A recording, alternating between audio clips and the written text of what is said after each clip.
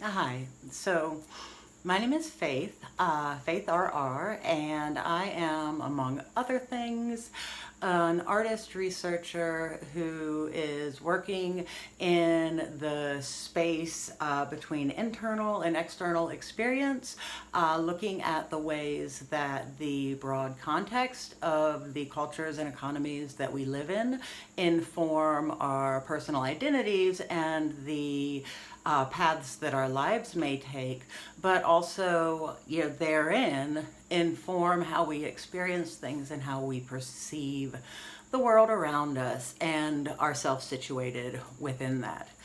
So I'm a naturally curious person, and I think probably an experimenter at heart. And so I've got a number of different projects and a lot of different modes that I work in to explore my personal experience, as well as, to contemplate and play with these bigger ideas of experience in general.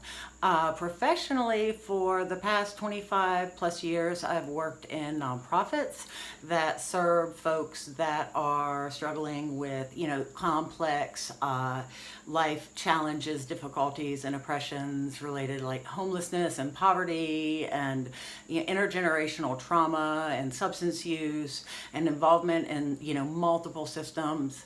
And, really consider myself to be a healing justice worker, and am committed to contributing to, transformation in the changes of some of our systems, or rather transformation and change in our systems, or transformation in the changes.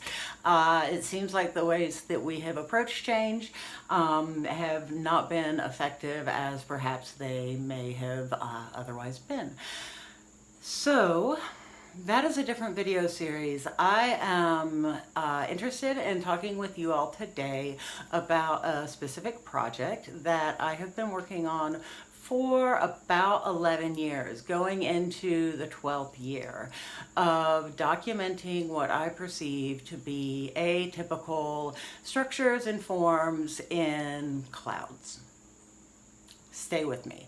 So I am a person who is, I'm differently abled in a few different ways that have, significantly impacted my full participation and, economic success in traditional, work roles and occupational settings, but also, lend me, a little bit of a specialized skill set in terms of pattern recognition and things like picture completion and extrapolative thinking and all sorts of other little quirks that, if you happen to find yourself in a niche where you're sort of recognized, and supported in having atypical learning or processing styles, and people kind of help you to figure out what to do with that.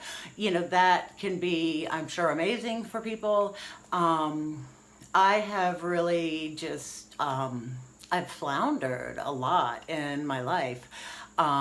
Because I didn't realize for a very long time the ways that my learning and processing differences impacted everything from, my social capacity and my stress tolerance, as well as, my perception in so many different ways, including the ways that I engage with and, watch, observe cloud forms, as well as other patterns in nature. I'm, basically a big geek when it comes to the ways that things are put together and the ways that things work, and really feel deeply the total perfection of, some of the structures that have arisen in nature over the past 4.5 billion years. So I have a really deep love and reverence for the way that the the world is alive and moving, and these really complex and dynamical layers and layers and layers of different forces and factors, like all happening at once. It never stops blowing my mind.